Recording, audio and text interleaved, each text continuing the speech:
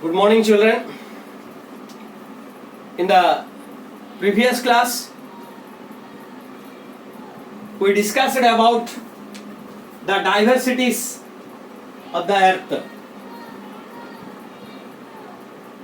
Like we have continents, oceans, and different regions of high rainfall, scanty rainfall, all these things. In this chapter, we are going to read about the temperature. Okay. You might have noticed that while it is cool in the morning, it gets warmer during the day, and it gets cool again at the night time. So the temperature varies from the time to time. This is called as a variation of temperature. What is this called? Variation of temperature. Variation of temperature. Okay. Variation of temperature. So temperature sometimes varies with the one place to the another place, one season to the another season. Temperature difference between the place also causes wind and rain. So due to the variation of the temperature, wind and rain is being caused. The amount of rain received at a place is to some extent determined by the temperature difference between the places. So sometimes you might have seen that due to the heavy rain, the temperature comes down. Okay. So temperature and the rain is also relatively linked with each other. Temperature and rainfall affect the life of the every critical way. Plant and animals depend upon the heat and water. So from place to place, and the temperature is different, the rainfall is different. Like that, different animals, they depend upon the different temperature. Suppose if you are taking a camel from a desert and leave it in the polar region, it will die, surely. And if you come with a polar bear from the polar region and leave it in a desert, it will die. So not only the lives of the animals, but the plants also they live in a different temperature, okay, from region to region. Nothing grows in a very cold region. Thus we have the variation in vegetation and animal life. Okay, so in the previous chapters we are going to discuss about next chapters we are going to discuss about how the plant life and the animal life is being depend upon the temperature of a place. So solar energy and sun rays. Solar energy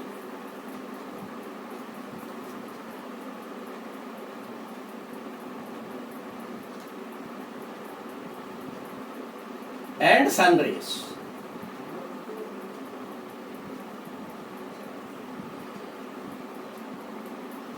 So now the sun is you know that the sun is the principal source of energy, okay, on the earth's surface. Whatever the energy we are getting it from the sun. It is like a powerhouse which generates and gives out energy in the form of light and heat. So we are getting light and heat from the sun.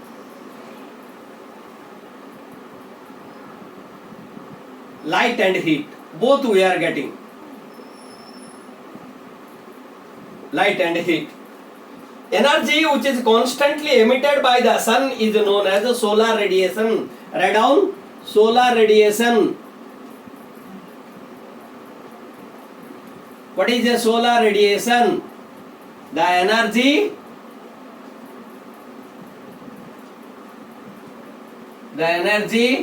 constantly the energy constantly emitted by the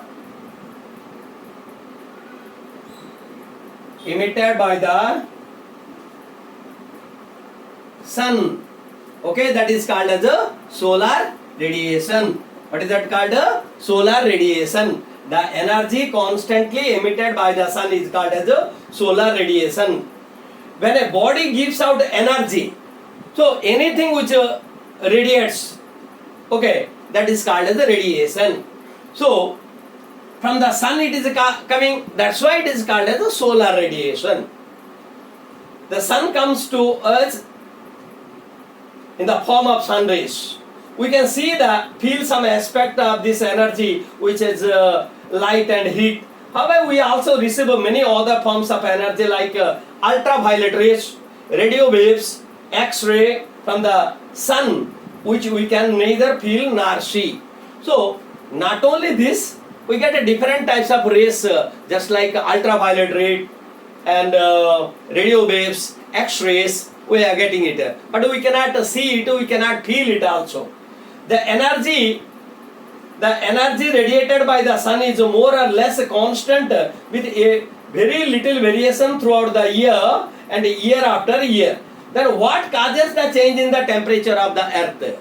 So, as I told you, morning it is cool, midday it is becomes it a heat, and again at the night time the temperature varies. So why it happens and how it happens?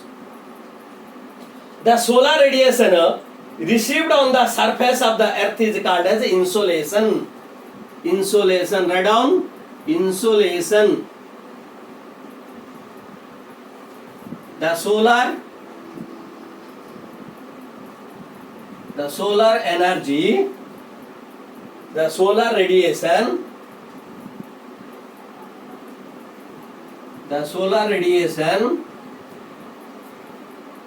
received on the earth surface,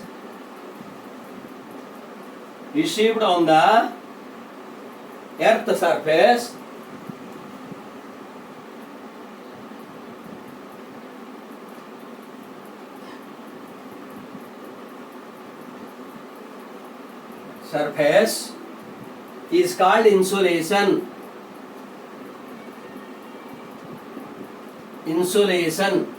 Okay, so as you know that this is our earth, sun is here.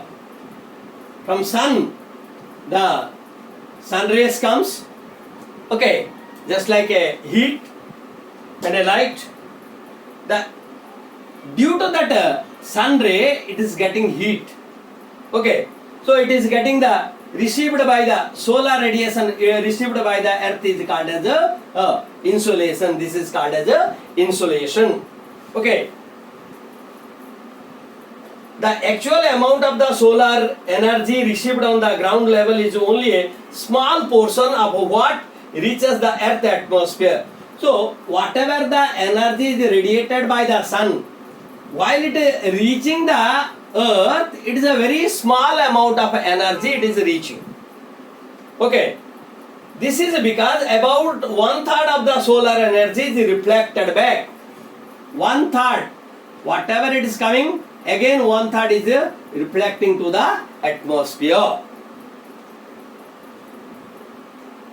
by the earth atmosphere. Further, some portion of the energy is scattered and absorbed in the higher reaches of the atmosphere. So while coming, some of the energy is being absorbed here in the high. Okay. In fact, some of the harmful rays, now only I told you ultraviolet rays, don't reach the ground, and this has made life possible on the earth. So as the ultraviolet rays are there, if it comes here, it is quite impossible to live on the earth. As it is not coming to the earth, that's why we are living. Otherwise, we might have been died.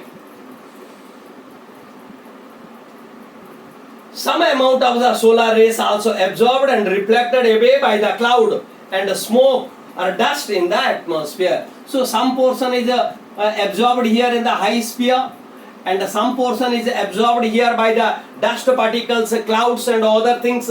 So 1/3 portion is being reflected. You would have noticed that on a cloudy day it does not get very hot, because while the sun ray is coming, okay, it is being absorbed by the clouds here. Okay, so most of the portion is absorbed by the clouds. That's why it is not hot in a cloudy day. Then sun rays and earth surface.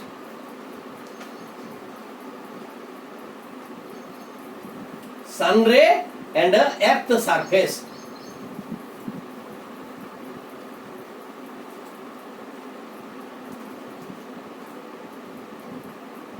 Sun rays and earth surface.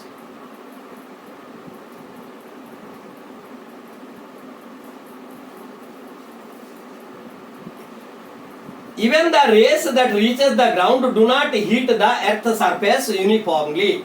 So, as I told you, this is our earth, sun is here. So, everywhere the sun rays cannot make a heat on the earth everywhere uniformly. This is because of the curved nature of the earth surface. So, curved nature. This is a curve. Okay? Earth is like this.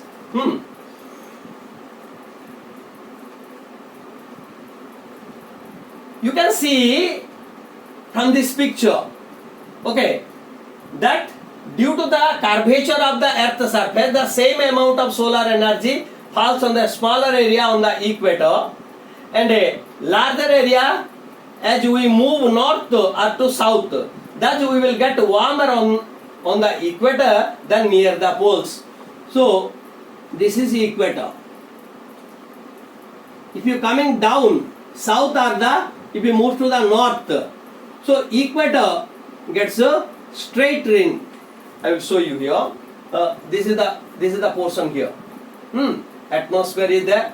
So it receives straight rays and more heat here. At the equator level. When it goes to polewards, it become the solar radiation become less, and the heat become also less from pole, gradually toward the pole area.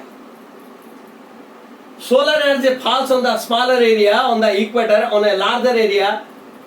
As we move north and south, thus it will get warmer on the equator than the near the pole. So equator, near the equator it is more heat, and near the pole it is less heat. We can see while the sun ray fall at 90 degree on the equator, I told you here, but they fall slantingly toward the pole, slantingly, slant. This is called as slant. Okay, this is straight, 90 degree. So, here is a table given here. At 45 degree, 0 degree, this is 66 and a half. There 45 degree, this is 90 degree. Like that, this is 66 degree. Oh, sorry. This is 45 degree. This is 66 degree.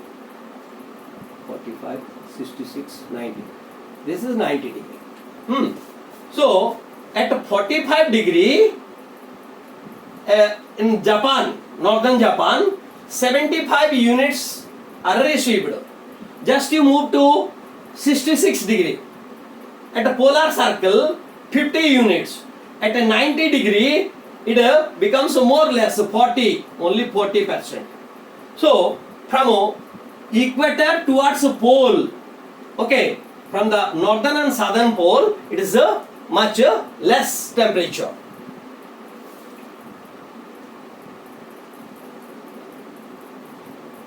This is called the angle of incidence. So here 90 degree, but here it is a slant. Okay, so this is called as a angle of incidence.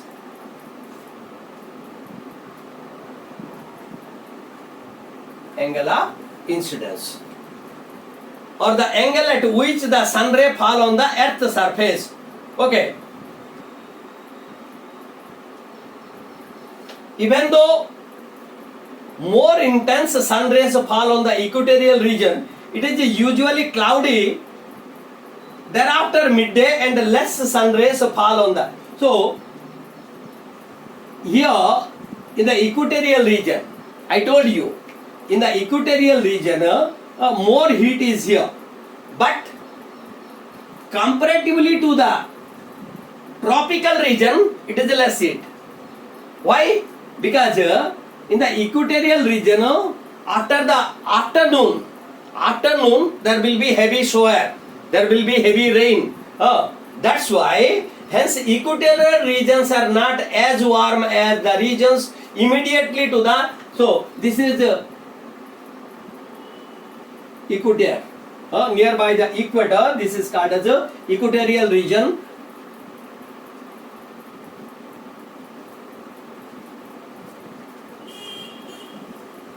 Sorry. Equator. So this area gets much rainfall and warm, but temperate region only temperature, no rainfall. Okay, that's why this temperate region gets in 9th class. When you come to the 9th class, we will discuss about those things. Okay. Equatorial region is not as hot as the tropical region, but this is not all. As the earth goes round, sun in the course of the year, the angles of incidence constantly. So as you know that the earth revolves around the sun. In the due course of time, what happens? The angle of incidence changes from place to place and time to time.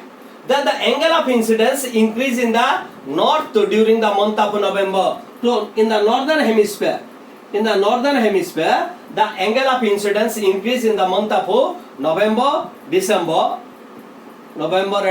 December, and decrease in the month of May and June. June month. So like that, we'll look at it in a detail in the coming next chapter. So then comes the relation between water and temperature, land and water. Land and water. What is the relation between land and water? Land and water contrast.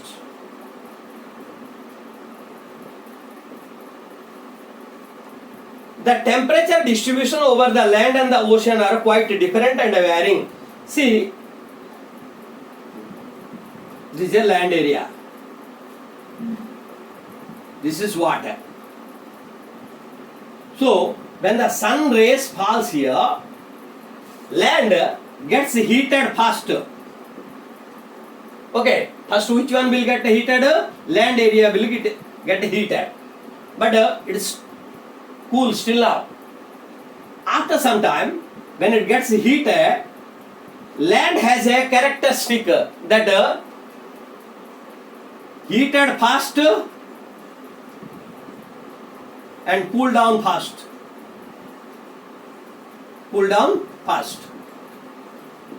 Okay, but water gets heated later and cool down also later. Water. Land gets heated and cooled quickly. Ocean will take time to heat and cool. So this is the water. Water will cool first. What happens? Land will be heated, but water is still cool there. It takes time to get heated and cool down also. Like that, our atmosphere also gets heated. So as you know that when the sun rays comes, this is our earth. Okay, when the sun rays comes, it doesn't heat the atmosphere. It straightly comes to the earth, and from the earth, the reflection will be there. In fact, it actually allows the rays to pass through without being heated by them. The sun rays first heat the earth's surface. First, sun ray heats up the earth's surface. this in turn begin to radiate heat. Radiate means reflect heat, which heats up the air around us. So our surrounding, our atmosphere gets heated, then there is a reflection from the earth. Earth compared to a place of higher altitude, that's why when you go up higher altitude, here heat is here, but here cool will be there, because the surrounding air of this place is not being heated up till that time. Okay. Then a heat balance. Oh, let's now discuss about the heat balance. What is a heat balance?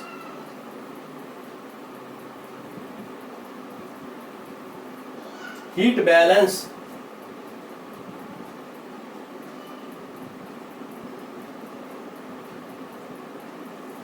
What is heat balance? The heat the earth receives from the sun is radiated by the earth in different way. As you saw, about the 1/3 of heat immediately reflected back into the space. The rest heats of the surface. So, this is our earth. Okay, earth surface. Sun rays comes. When the sun rays comes, it gets heated up. Then 1/3 is being reflected to the atmosphere. The rest heats of the surface of the earth, which in turn heats up the atmosphere. Eventually is radiated into the space. This complete radiation of the heat received from the sun is important. If the entire heat is not radiated back, then what happens? The radiation is there. If there would be no radiation, what would happen? The heat will be accumulated here, gathered here. Gradually the temperature will go on increasing. Okay, if there will be no radiation. Suppose outmost 1/3 is being radiated. Suppose total is being radiated. Okay, whatever the heat the earth gets, if total radiation will be there, what will be there? It will be totally cooled down. We cannot live here. So radiation is quite important. Okay, without radiation we cannot live, and much radiation also we cannot live. Everywhere the land seems to be slightly undiluting and sloping, result in the variation in the amount of solar energy received on the land. Okay, some gases like carbon dioxide is there. So this is our atmosphere. In the atmosphere we have a mixture of gases. Carbon dioxide is also there. So gradually the carbon dioxide is going on increasing. Accumulation of the carbon dioxide is going on increasing from time to time due to the burning of the petrol, diesel and all these things, and cutting down of the tree. So gradually what is happening, from time to time you must have observed that from year to year, every year the temperature is going on increasing. Okay, not only in here but also everywhere in the world. That is called as a global warming. Global warming. So it is a matter of concerning now. Okay, so scientists are discussing how to reduce this one, because if the global warming is going on increasing from time to time, the time will come when the Arctic Circle will totally melts, and the total water will come to the ocean, and we will be up just like a frog on the water. Okay, can you understand? So I think you must have understood today what is the topic we discussed today about. Okay, I will send you the keywords of this lesson, and as well as the main points of this lesson and question answers. Okay, thank you.